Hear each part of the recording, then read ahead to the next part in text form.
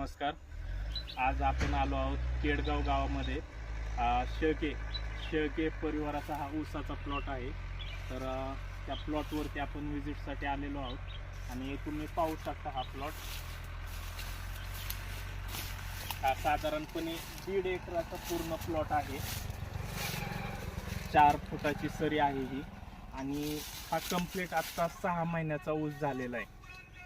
6 महिन्यामध्ये जर तुम्ही बघितलं तर ऊसाची हाईट बघू शकता, पेरे बघू शकता.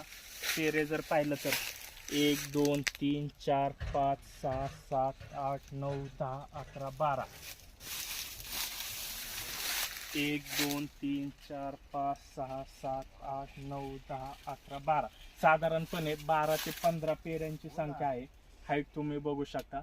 आणि सगळ्यात महत्त्वाचं, ह्यांना जी आपण ट्रीटमेंट सजेस्ट केली ते आपले मोदी केअर कंपनीचे ॲग्री प्रोडक्ट होते.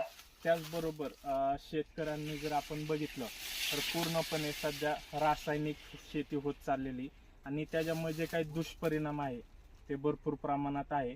तर ह्यांनी शेतीची गरज ओळखली आणि सेंद्रिय शेती ही का गरजेची तर हे त्यांनी समजून घेतलेलं आहे. आणि त्याचबरोबर त्यांनी जर बघितलं तर हे बघू शकता, पूर्ण त्यांनी ऊसाचं पाचट साळलेलं आहे. पहिली गोष्ट त्यांच्यासाठी सॅल्यूट आहे की पाचट न जाळता ते कुजवतात, म्हणजे हे एकदम खूप आहे. म्हणजे जमिनीचा आपला जे सेंद्रिय कर्ब आहे तो ह्याने वाढतोय. दुसरी गोष्ट, ह्याला आपले आतापर्यंत 4 ड्रिंचिंग आणि 4 स्प्रे घेतलेले आहेत.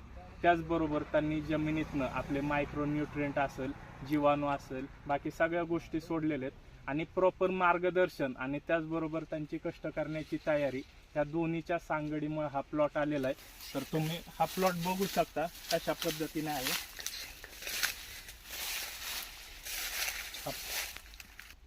तुम्ही पाहू शकता, खूपच असा सुंदर प्लॉट आहे. म्हणजे प्लॉट पाहिलं की माणूस हा प्रेमात पडतोय. आणि शेती हे एकमेव क्षेत्र आहे की हा जगाचा पोशिंदा आहे. आणि त्याचबरोबर जर त्यांचं पीक चांगलं असेल, व्यवस्थित असेल तर साहजिकपणे शेतकऱ्यांना समाधान लागतं. तर त्याबरोबर आपण काय काय त्यांनी वापरलं हे पण जाणून घेऊयात. सुरुवातीला त्यांनी रानाची योग्य मशागत करून शेणखत टाकलेलं आहे, कोंबड खत टाकलेलं आहे. आपल्या प्रोडक्ट बरोबर त्यांनी जे सेंद्रिय आपण प्रोडक्ट म्हणतो, घरगुती शेणखत, कोंबड खत, पाला पाचोळा, पाचट पूर्वी त्यांनी कुजवलेला आहे. सगळ्या गोष्टीची सांगड घालून आपण हा पूर्ण प्लॉट पाहू शकतो. तर माझी सगळ्यांना एकच विनंती असेल, केमिकलचे दुष्परिणाम भरपूर आहेत. रासायनिक खतांचा उपयोग बंद करून तुम्ही सेंद्रियकडे वळालं पाहिजे, कारण येणाऱ्या पुढच्या पिढीचं भविष्य फक्त सेंद्रियमध्येच आहे. थँक्यू.